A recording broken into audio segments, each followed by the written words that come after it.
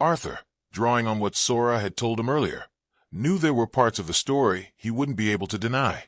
The knights and mages had seen them coming from the direction of the glowing forest across the Goblin Plains. "I don't know anything about being summoned," Arthur explained calmly. "I am from another world.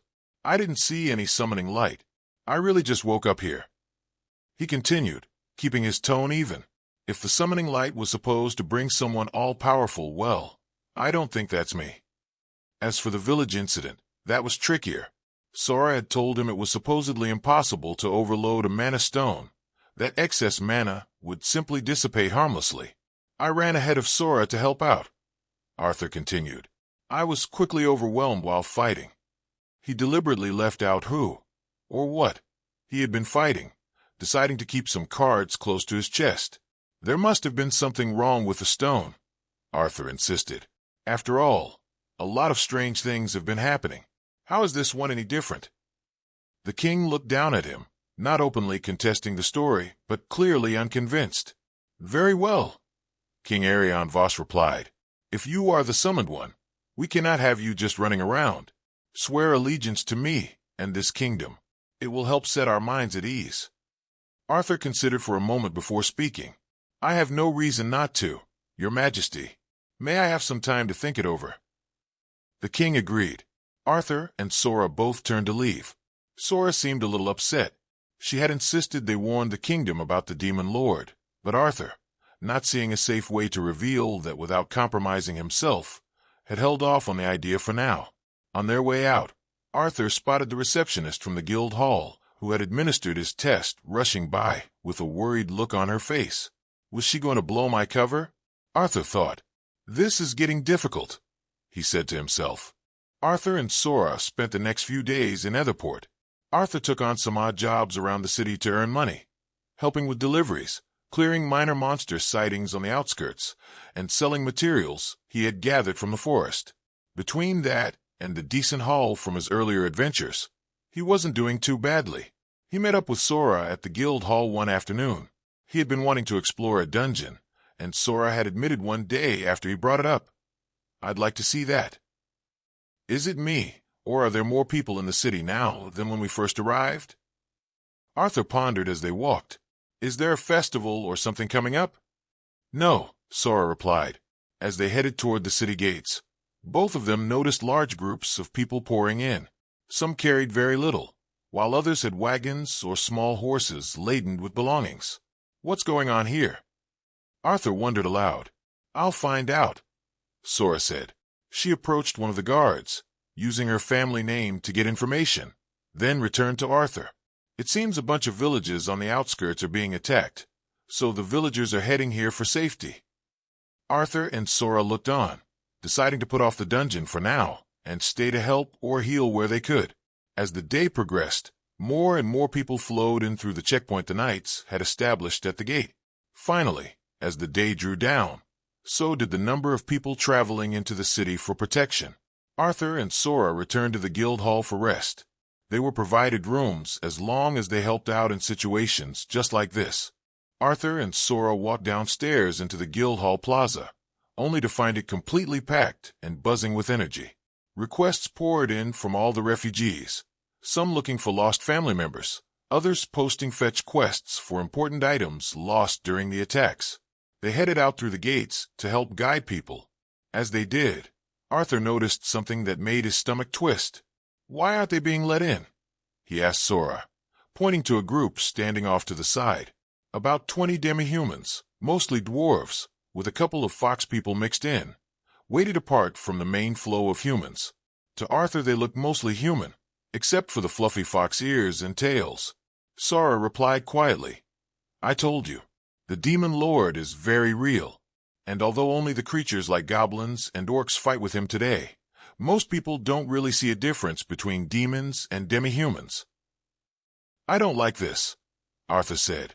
"Finally in a fantasy world, and all the fantasy people are banned." Sora looked at him like he was some strange creature she couldn't quite understand. As they continued helping guide people toward the city gates, Arthur noticed more demi-humans scattered here and there, also heading to the city.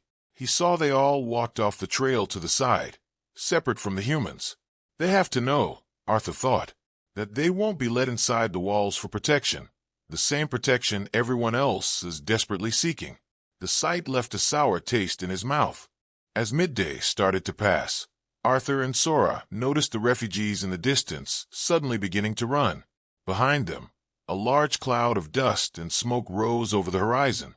"Oh my gods!" Sora exclaimed, pointing. She turned to Arthur, urgency in her voice. "Arthur, we need to help." Arthur didn't wait another moment. He shouted, "Warp!" The air around him shifted, and he vanished in an instant. Sora reached out a hand, yelling, "No, Arthur! Wait for me!" But he was already gone. Sora stood there for a split second, exasperated. "Not again!" She started running as fast as she could to catch up, heading toward the disturbance on the horizon. Arthur warped in, his vision untwisting and coalescing into a single image. Before him was chaos, a mixed horde of kobolds, small, waist-high creatures, with mostly human forms and dog-like faces, if someone had shaved the things bald. Mixed in with orcs and goblins. They wore ragged clothes and wielded crude weapons, axes, spears, and bows. Arthur froze.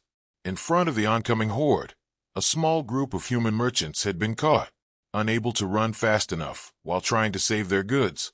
They were desperately using a group of demi-humans as living shields, throwing them toward the monsters in hopes of slowing the horde down.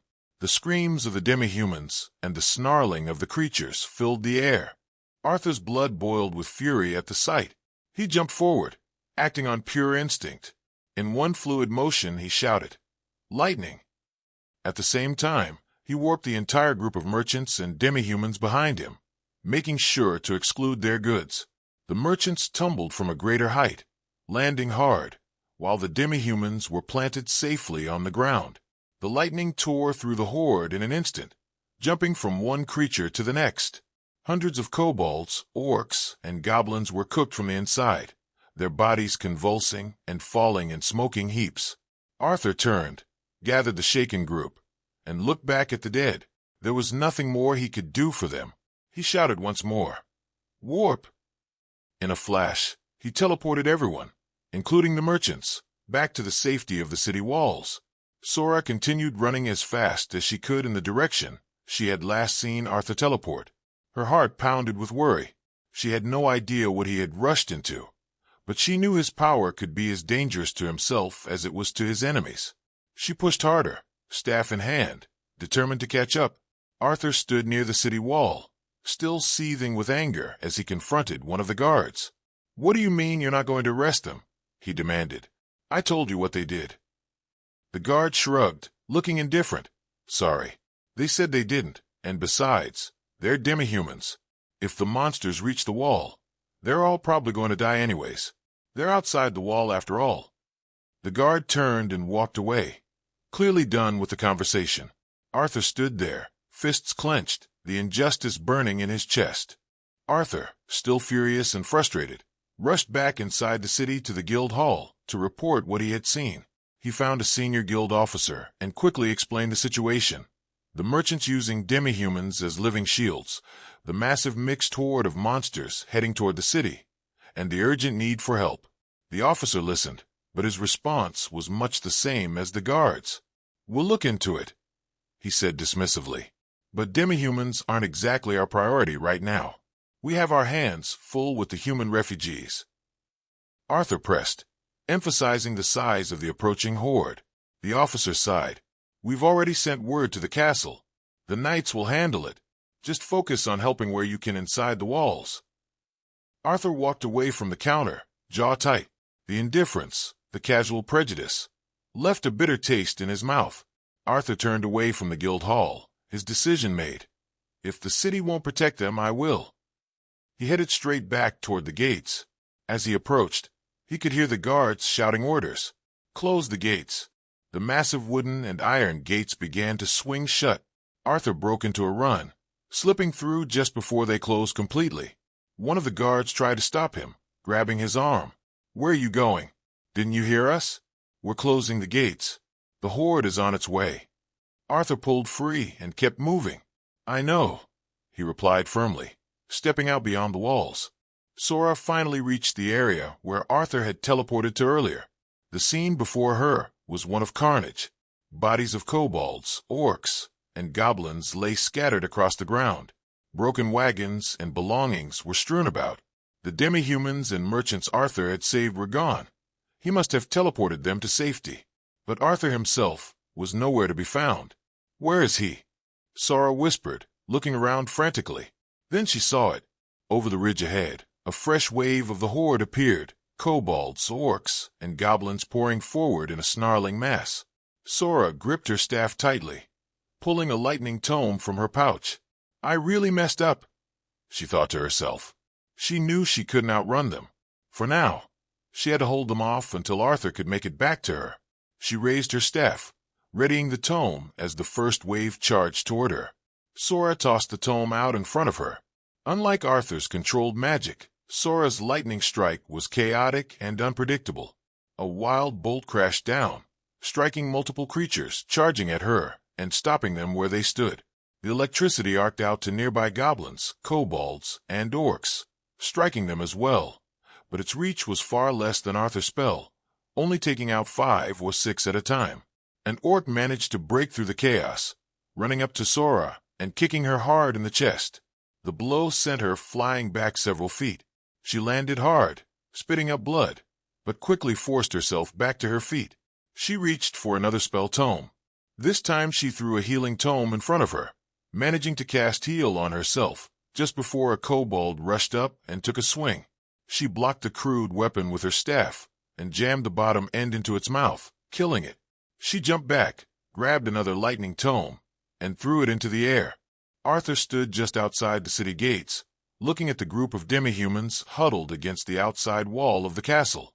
They were clearly terrified, having sought the protection of the human wall even though they knew it would provide none.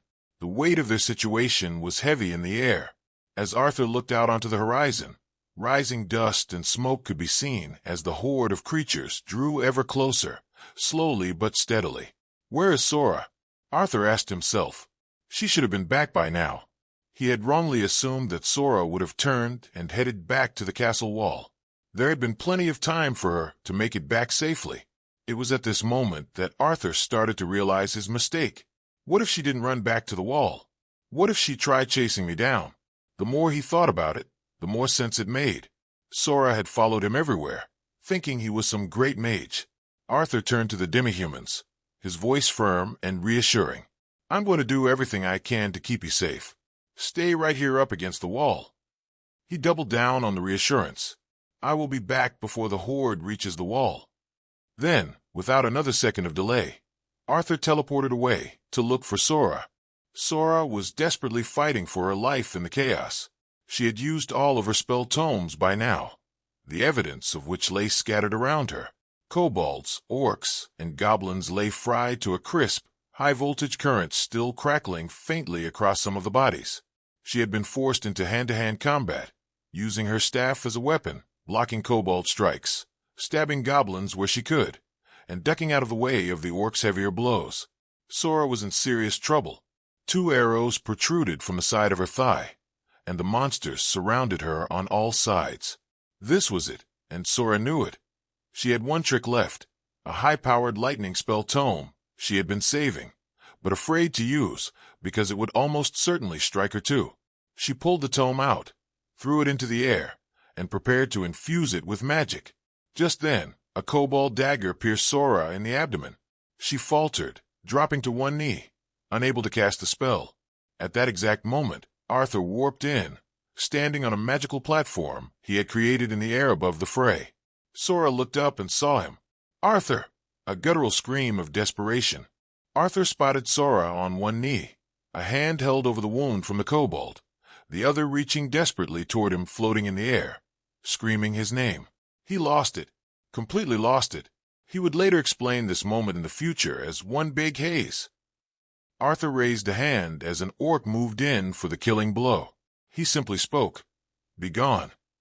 The 2 closest orcs to Sora exploded in a burst of raw power. Arthur warped down instantly, conjuring a magical blue sword made of dark, blue mana, and jamming it into a kobold as he materialized right next to Sora. The sword dissipated. He raised a hand, and stone spikes shot from the ground in a full 360 degrees around them, forcing the horde back. Arthur turned his full attention to Sora. The 2 arrows were warped from her thigh. He held a hand over her and cast Healing and Restore. She was in bad shape, Arthur thought to himself, but she was alive and conscious. The horde was relentless, slowly smashing through the earthen spikes he had conjured. "I'm sorry," Arthur said, looking down at her. "I shouldn't have left you. Let's get you somewhere safe." He bent down and picked her up. The second she was in his arms, Sora broke down, tears streaming as she sobbed into his shoulder. "Thank you, Arthur, thank you." Arthur warped them both away, straight to the safety of the city gate. Arthur materialized back at the gate, still holding Sora in his arms. In front of him, the castle wall was manned with guards unleashing arrows down onto the horde. Kobolds, goblins, orcs, and creatures Arthur couldn't even describe were trying to smash through the wall with little success. The battlefield was chaotic and loud. As Arthur looked about, he noticed several bodies of demi-humans strewn across the battlefield. He spotted a small group of about 15 to 20 still alive, trying to outrun a pack of goblins. The goblins, however, were gaining momentum on the demi-humans. Arthur shouted, "Barrier!" A translucent blue barrier appeared around the group, protecting them. He warped Sora and himself into the barrier with the demi-humans. Arthur gently set Sora down with the group, then turned to observe the chaos. Orcs and kobolds smashed against the shield. The soldiers on the wall fought to protect the people inside, but refused to protect the ones outside. "Why can't I protect anyone?" Arthur exclaimed, voice cracking with frustration and anger. "Arthur!" Sora paused, not sure what to say. "That's not true, Arthur." She tried to reassure him, but Arthur didn't hear her. He could see his broken promises lying lifeless on the battlefield through the shimmering barrier currently protecting Sora and the small group of demi-humans. As the siege raged on and the monsters continued to bang relentlessly against Arthur's barrier, something shifted. The world went dark, like stepping outside on a bright moonlit night. Stars appeared in the sky, dazzling and sparkling in patterns Sora had never seen before. Then she realized she wasn't looking at stars in a night sky. Arthur had released his aura. For a moment, it felt as if the entire kingdom, Sora, the demi-humans, the soldiers on the wall, and everyone inside the city, was suddenly standing inside Arthur's domain. The battlefield went completely still and silent. Arthur warped himself onto a magical platform high in the air above the castle wall, leaving the protective barrier around Sora and the small group of demi-humans. Soldiers would later speak in hushed tones of the strange, mysterious dark figure floating high in the sky. Arthur looked down at the battlefield. In an instant, all the creatures along the wall, those trying to break through or climb over, vaporized, turning to dust on the wind. The battlefield, which had been loud and chaotic only moments before, fell into an eerie, absolute silence. Then the land itself began to split. Arthur created a huge ridge all along the wall, a massive earthen barrier rising from the ground and separating the castle from the rest of the charging horde, cutting them off from reaching the walls. Far away, in the decayed remnants of his ancient castle, the demon lord sat upon his broken throne. The sky above was dark and churning, as it always was in this forsaken place. Before him floated a magical window, a shimmering pane of dark energy, through which he watched the events unfolding at Etherport. He observed Arthur swooping in to save Sora, the raw anger at being unable to protect the demi-humans, and the moment Arthur released his aura, darkening the sky and warping himself high into the air on a magical platform. The demon lord leaned forward, a wide, amused smile spreading across his face. "You'll see, Arthur," he said to himself, voice low and laced with dark delight. "This world was not made for gods like us to live among them." He watched the massive ridge rise and the horde being cut off, his red eyes gleaming. "I have high hopes for you, young Arthur." If you enjoy these stories, please don't forget to like and subscribe. It'll help this channel grow so I can continue to improve and provide a wide variety of stories. Thanks for watching.